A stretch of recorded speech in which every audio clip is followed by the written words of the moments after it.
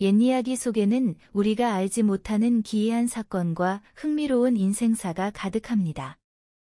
오늘도 한 편의 야담을 준비했으니 함께 들어보시죠. 이야기가 마음에 드신다면 구독과 좋아요로 함께 해주세요. 그럼 시작합니다. 옛날 조선시대 깊고 울창한 산자락이 감싸안은 작은 마을이 있었습니다. 그 마을에는 여러 사냥꾼들이 모여 살았는데 그 중에 김삼복이라는 사냥꾼이 있었습니다. 삼복은 어릴 적 홀어머니를 모시고 살았는데 어머니는 늘 세상에서 가장 중요한 것은 바른 마음을 지키는 것이니라.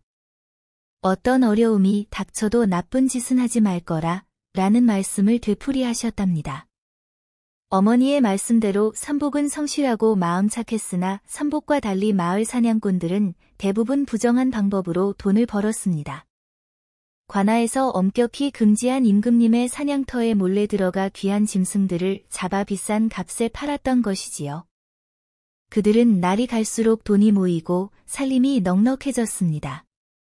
부자까지는 아니었지만 여유롭게 살 정도는 되었습니다.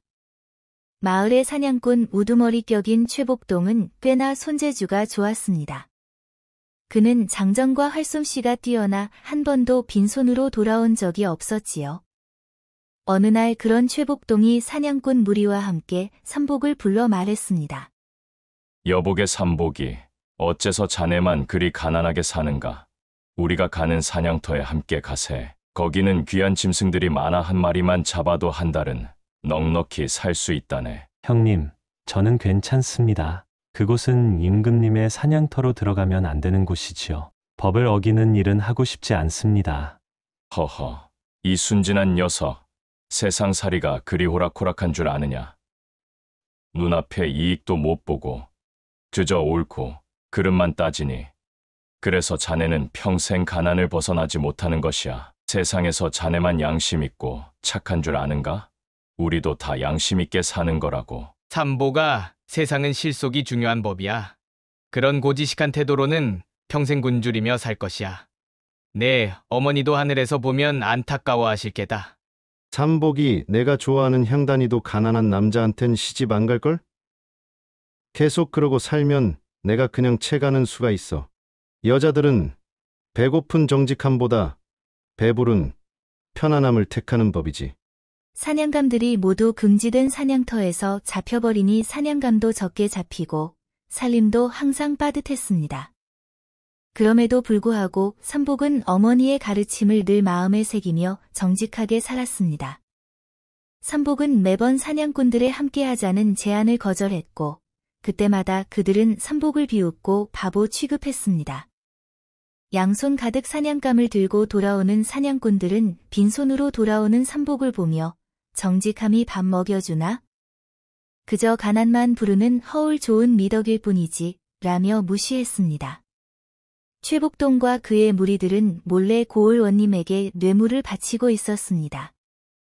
매달 잡은 짐승 중 가장 좋은 것을 골라 원님 댁 부엌으로 보내곤 했지요. 그 대가로 원님은 그들의 불법 사냥을 눈감아 주었습니다. 원님은 본래 탐욕스럽고 부패한 관리로 백성들의 고통보다는 자신의 배를 채우는데 더 관심이 많았습니다. 어느 날 최복동과 사냥꾼들은 삼복을 강제로 데리고 갔습니다. 오늘은 무조건 따라와야 해. 내가 얼마나 손해를 보고 있는지 보여주마. 삼복은 어쩔 수 없이 그들을 따라 임금님의 금지된 사냥터에 들어가게 되었습니다. 그곳은 삼복이 상상했던 것보다 훨씬 아름다웠습니다. 울창한 숲과 맑은 계곡, 그리고 다양한 동물들이 평화롭게 살고 있었습니다.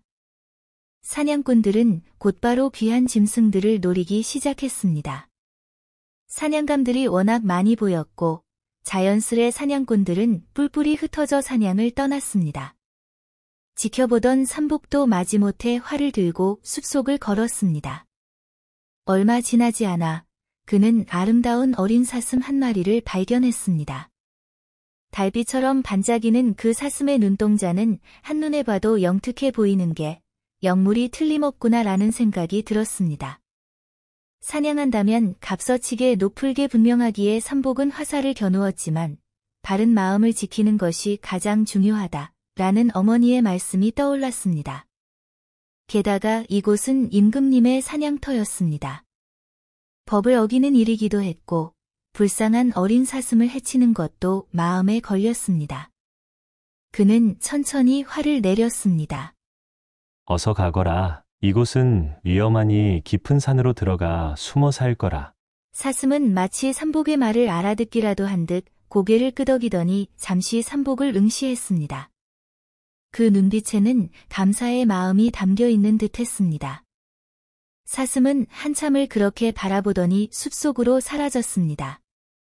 이 모습을 본 최복동이 달려왔습니다. 이 쓸모없는 녀석. 그런 귀한 사슴을 놓쳐버리다니. 당장 꺼져버려라.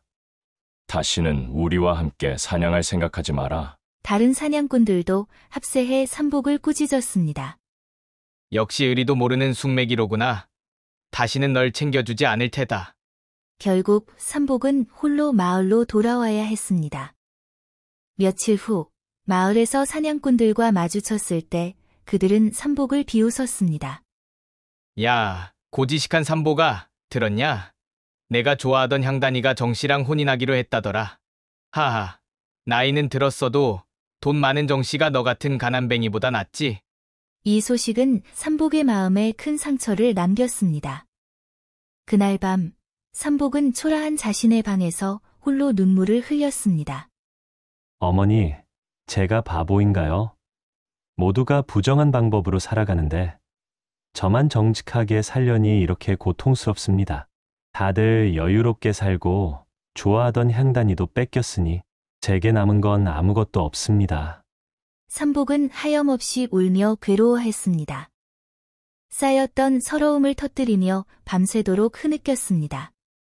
하지만 새벽녘 밤새 울던 삼복은 마음을 다잡았습니다. 아닙니다. 어머니의 가르침대로 살겠습니다. 비록 가난하고 외롭더라도 나쁜 짓은 하지 않겠습니다. 그렇게 다짐하며 잠이 든 삼복은 다음 날 아침 맛있는 냄새에 눈을 떴습니다. 방문을 열자 놀라운 광경이 펼쳐졌습니다. 초라했던 그의 집이 깨끗이 정돈되어 있었고 맛있는 음식 냄새가 풍겨왔습니다. 이게 어찌된 일인가? 방문을 나가 마루로 가니 정갈한 밥상이 차려져 있었습니다. 홀어머니를 모시다 어머니가 돌아가신 후로 제대로 된 밥상을 받아본 적이 없었던 삼복은 깜짝 놀랐습니다. 그는 정신없이 밥을 먹어 치웠습니다. 밥을 다 먹어갈 즈음 웬 아름다운 처자가 왔습니다. 서방님, 맛있게 드셨어요? 하며 미소 짓는 그녀의 모습에 삼복은 말문이 막혔습니다. 처자는 빈 상을 들고 갔고 삼복은 어리둥절해하며 그녀를 따라갔지요. 부엌으로 가보니 원래 엉망이었던 집 내부와 부엌이 모두 깨끗하게 정리되어 있었습니다. 아가씨, 대체 어떻게 된 일인지 말씀해 주시겠소? 당신은 누구시고? 처자는 그저 미소를 지을 뿐이었습니다. 제 이름은 연화입니다. 서방님, 사냥 잘 다녀오세요. 삼복이 의아해하며 더 물으려 할 때 연하는 맛있어 보이는 주먹밥을 챙겨주며 어서 사냥을 다녀오라며 배웅해 주었고 삼복은 얼떨떨한 마음으로 사냥을 나갔습니다. 그날 밤 삼복은 혼란스러운 마음으로 방에 누웠습니다. 낯선 여인이 갑자기 자신의 집에 나타나 안에 노릇을 하는 것이 이상했지만 그녀의 눈빛과 미소에는 진심이 담겨 있는 듯했습니다. 한참을 뒤척이다 잠이 들었는데 한밤중에 방문이 살며시 열리고 연화가 들어왔습니다. 서방님, 주무셨어요? 아니, 아직 잠을. 삼복은 당황하여 말을 더듬었습니다. 연하는 조용히 삼복 곁에 앉았습니다. 서방님, 제가 왜 여기 왔는지 궁금하시죠?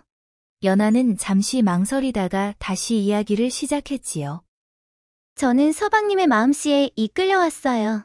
서방님의 정직함과 선함이 너무나 귀하게 느껴졌습니다. 연하는 자신의 모든 것을 말하지는 않았지만 삼복의 정직함과 선한 마음씨에 깊이 감동받았다고 진심을 전했습니다. 그들의 대화는 밤이 깊어갈수록 더욱 친밀해졌습니다.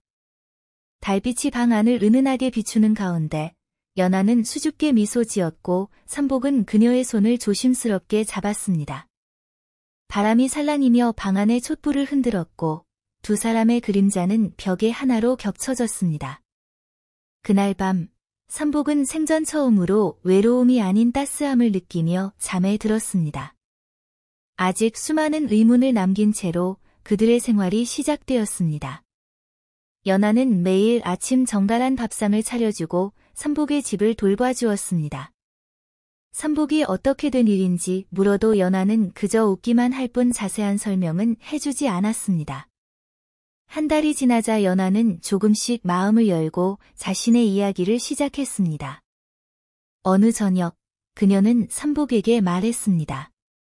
서방님, 사실 저는 오래전부터 서방님을 지켜보았어요. 서방님의 정직하고 선한 마음씨에 깊은 감동을 받았습니다. 그래서 제 마음이 이끌리는 대로 서방님 곁에 오게 되었어요. 시간이 흐르면서 삼복은 연하를 진심으로 사랑하게 되었고 그들은 매일 밤 딱부터 떨어지지 않으며 행복한 신혼생활을 이어갔습니다. 이상하게도 연하가 들어온 뒤로 삼복은 사냥을 나가면 항상 풍성한 사냥감을 얻었고 덕분에 삼복의 살림도 점차 나아졌습니다. 반년이 지나자 삼복은 더 이상 가난한 사냥꾼이 아니었습니다. 그는 정직하게 번 돈으로 작은 가게도 열고 마을 사람들에게 인정받는 사람이 되었지요. 마을 사람들은 삼복의 정직함과 성실함을 인정했고 사냥꾼들이 불법으로 잡아오는 짐승들보다 삼복이 정당하게 잡아오는 사냥감을 더 선호하게 되었습니다. 이런 변화를 본 마을 사람들은 놀라워했고 사냥꾼들은 시기심을 품게 되었습니다. 특히 최복동은 삼복의 갑작스러운 행운이 못마땅했습니다. 저 고지식한 놈이 어찌 저런 행운을 누리는가. 우리가 그를 불쌍히 여겼대로 도와주기도 했는데 이제 와서 저렇게 잘 사는 것이 못마땅하구나. 또 삼복이한테 시집간 저 여자는 대체 누구인지, 삼복이 놈은 어떻게 저렇게 아름다운 여인을 얻은 거야? 게다가 요즘은 사람들이 우리의 사냥감보다 삼복의 것을 더 선호하니 값까지 떨어지고 있어. 이대로 가다간 우리가 오히려 가난해질 지경이야. 사냥꾼들은 만날 때마다 삼복이 흉을 받고 결국 나쁜 생각으로 이어졌지요. 저놈이 무슨 비법을 알고 있는 게 분명해. 게다가 저 연하라는 여인도 의심스럽다. 저렇게 아름다운 여인이 삼복이 놈이 뭐가 좋다고 시집을 간 건지 분명 뭔가가 있어. 이대로 두면 우리보다 더 잘 살게 될지도 모르니 방법을 찾아 저지해야 한다. 그들은 삼복에게 누명을 씌우기로 결정했고 최복동과 정만석은 함께 고을 원님을 찾아갔습니다.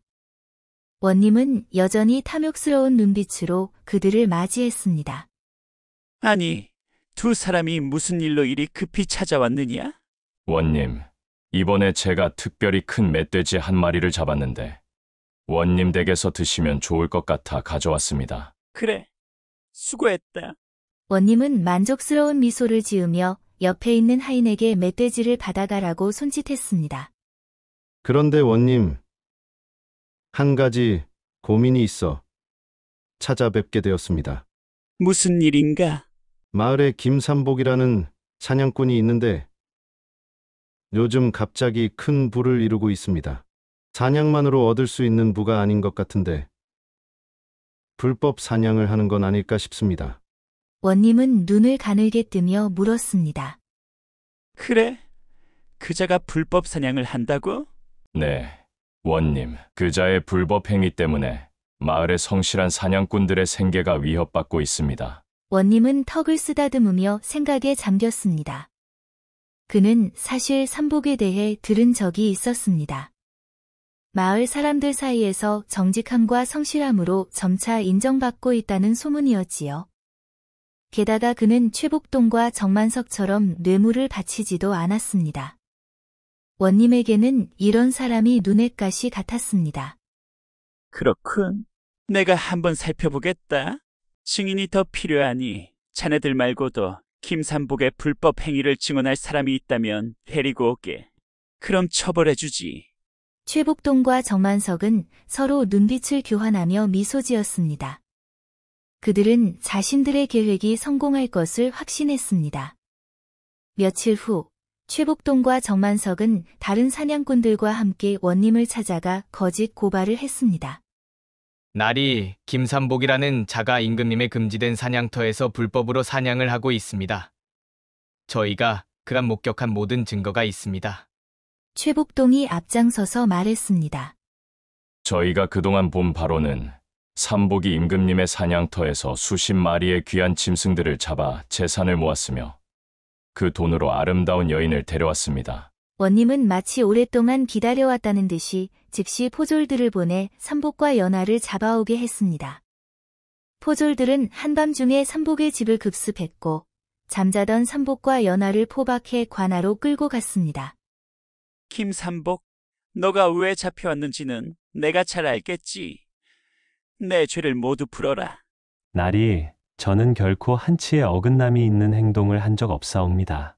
정말이옵니다. 내가 임금님의 사냥터에서 불법으로 사냥해온 것을 아무도 모를 줄 알았느냐. 그동안 내가 해온 모든 것을 증명할 증인들이 많다. 날이 저는 결코 임금님의 사냥터에서 사냥하지 않았습니다. 오히려 한 번은 그곳에 끌려갔다가 사슴을 구해준 일이 있을 뿐입니다. 날이, 저희 남편은 결백합니다. 저희는 정직하게 살아왔습니다. 마을 사람들께 물어보시면 알 수 있을 것입니다. 허튼 소리. 마을의 모든 사냥꾼들이 너의 죄를 증언하고 있다. 너의 재산은 모두 몰수하고 김삼복은 관노로 삼고 그의 처는 수청을 들어야 할 것이다. 날이 그게 대체 무슨 말씀이시옵니까? 제 재산과 저를 잡아가시는 건 괜찮지만 저의 처는 건드리지 말아 주시옵소서. 간곡히 부탁드리옵니다. 내 이놈 김삼복, 내 놈이 그동안 임금님의 사냥터를 들락거리며 사냥해온 것들로 처를 먹여 살렸으니 처 역시 죄를 지은 것이 맞다. 아직도 거짓으로 일관하는 것이냐? 원님은 속으로 기뻐했습니다. 삼복의 재산을 몰수하면 자신의 주머니를 채울 수 있을 테니까요. 게다가 연하의 아름다움은 소문으로 들었던 것보다 실제로 보니 훨씬 매력적이었습니다. 보아라, 마을의 모든 사냥꾼들이 너의 죄를 증언하고 있다. 더 들을 것도 없다. 이 자들을 끌고 가거라. 절망에 빠진 삼복과 연하가 끌려나가려는 순간 관아 문이 열리며 한대감과 호위 군사들이 들어왔습니다. 소란이 있는 것 같은데 무슨 일이 벌어지고 있어? 원님은 급히 일어나 대감에게 절을 했습니다. 대감마님, 이 자들이 임금님의 사냥터에서 불법으로 사냥을 했기에 처벌하려던 참이었습니다. 그곳은 출입 금지 구역이 아닌가? 그곳에 출입했다는 것은 역적이나 다름없는데 내 자세한 내용을 들어봐야겠어. 원님은 자신에게 유리하게 이야기했습니다.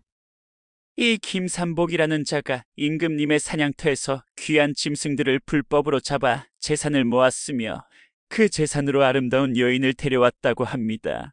마을 사냥꾼들이 모두 이를 증언하고 있습니다. 대감은 사냥꾼들을 바라보았습니다. 그대들이 보았다는 증거를 말해보시오. 최복동이 앞장서서 대답했습니다. 네, 대감마님, 저희는 삼복이 임금님의 사냥터에서 사슴 10마리, 노루 8마리, 멧돼지 5마리, 그리고 토끼 수십 마리를 잡는 것을 보았습니다. 그는 항상 밤에 몰래 가서 사냥을 하곤 했습니다. 정만석도 거들었습니다. 맞습니다. 대감마님. 게다가 그는 그곳에서 잡은 짐승들을 비싼 값에 팔아 큰 돈을 벌었으며 그 돈으로 갑자기 아름다운 부인도 데려왔습니다. 다른 사냥꾼들도 고개를 끄덕이며 동의했습니다. 대감은 그들의 말을 가만히 듣더니 품속에서 문서 하나를 꺼냈습니다. 그리고 조용하지만 단호한 목소리로 말했습니다.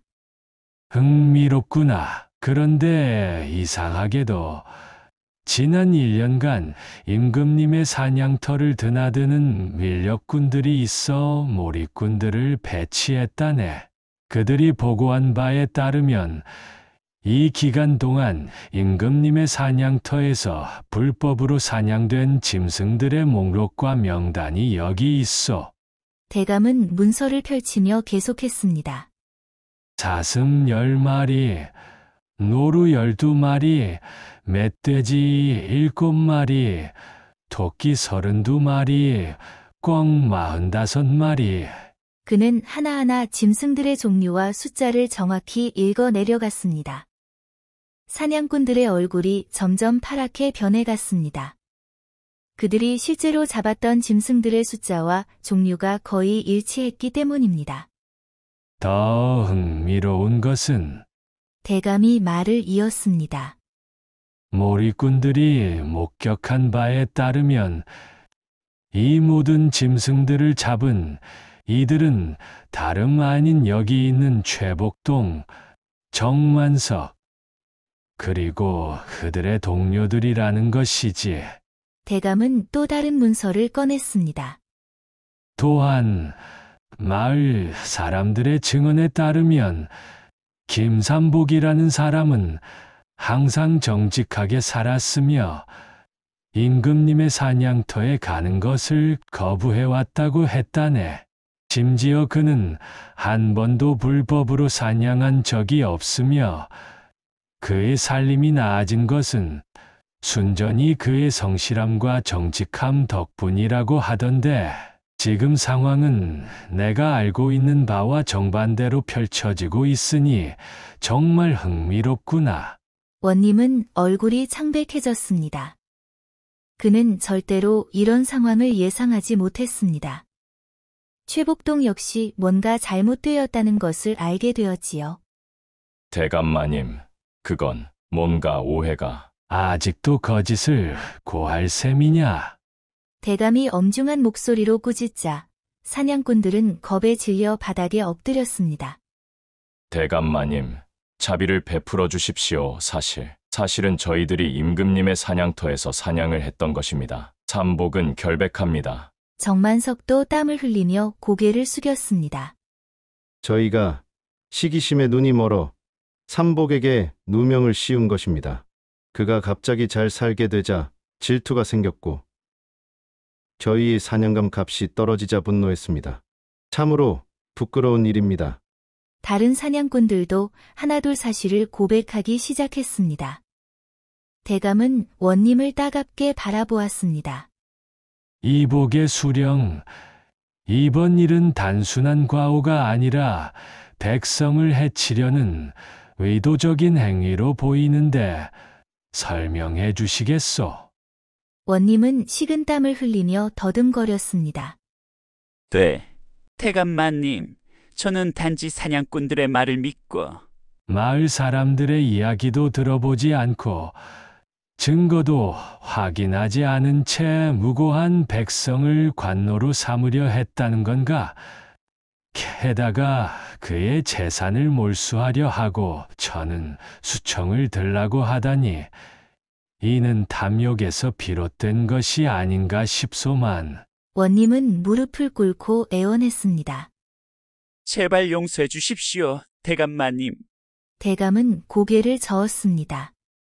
백성을 보살피는 관리가 오히려 백성을 해치려 했으니 이는 매우 중대한 죄악이요.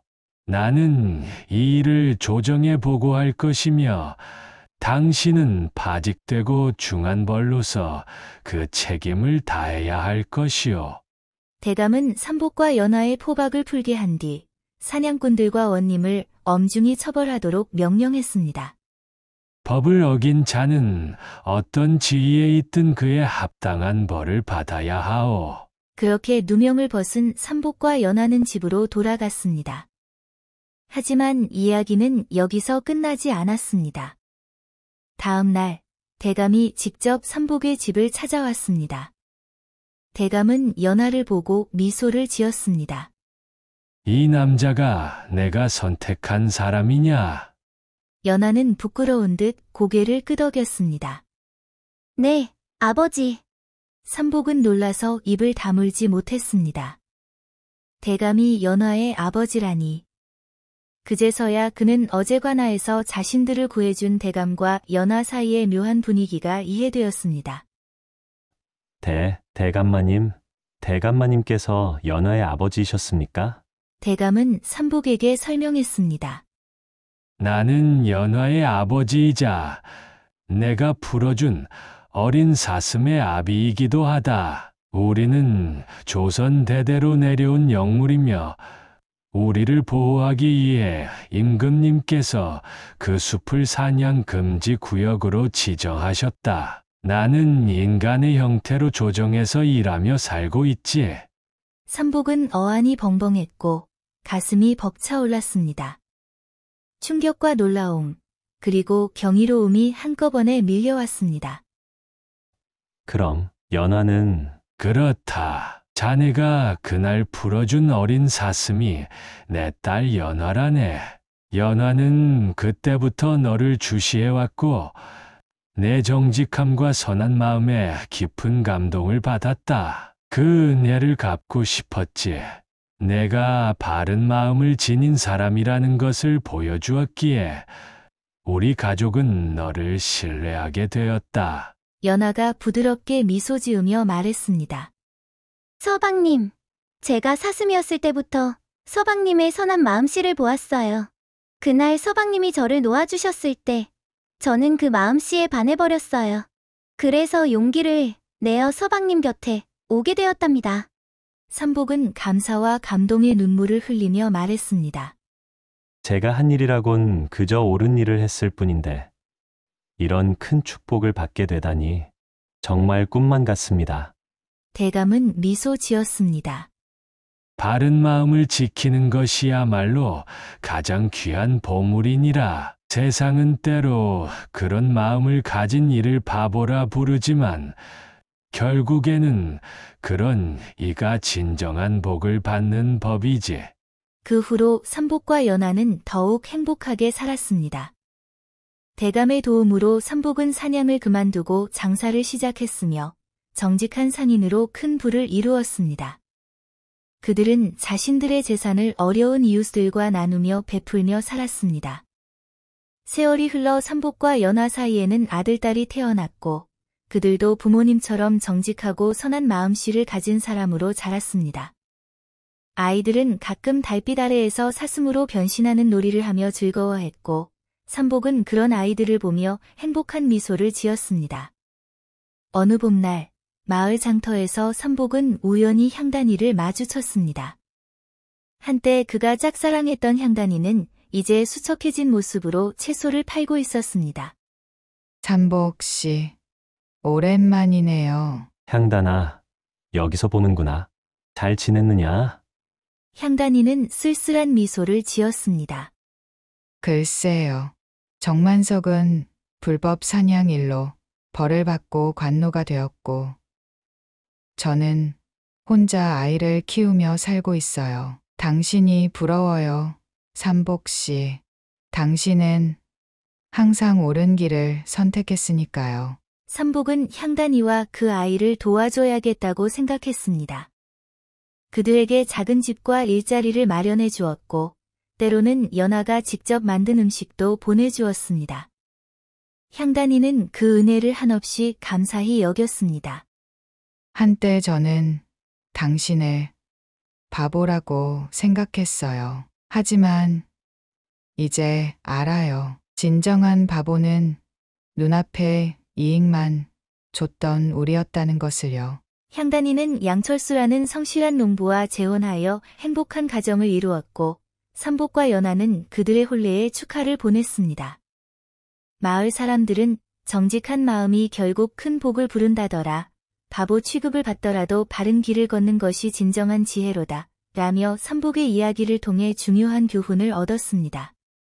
이 이야기는 대대로 전해져 내려왔으며 사람들은 어려움 속에서도 바른 길을 걷는 이들에게 항상 이렇게 말했습니다.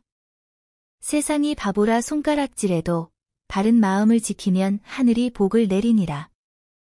마치 눈 속에서도 푸른 소나무처럼 굳건히 자신의 도리를 지키는 자가 진정한 승리자니라. 이것이 바로 설중송배, 어떤 어려움 속에서도 절개를 지키면 마침내 복을 받는다는 교훈을 담은 바보 사냥꾼 삼복의 이야기입니다. 세상에는 아직도 풀리지 않은 이야기들이 많습니다. 다음에도 흥미로운 야담을 들고 찾아오겠습니다. 이 이야기가 재미있었다면 지인들과도 함께 나눠보세요. 그럼 다음 이야기에서 다시 뵙겠습니다.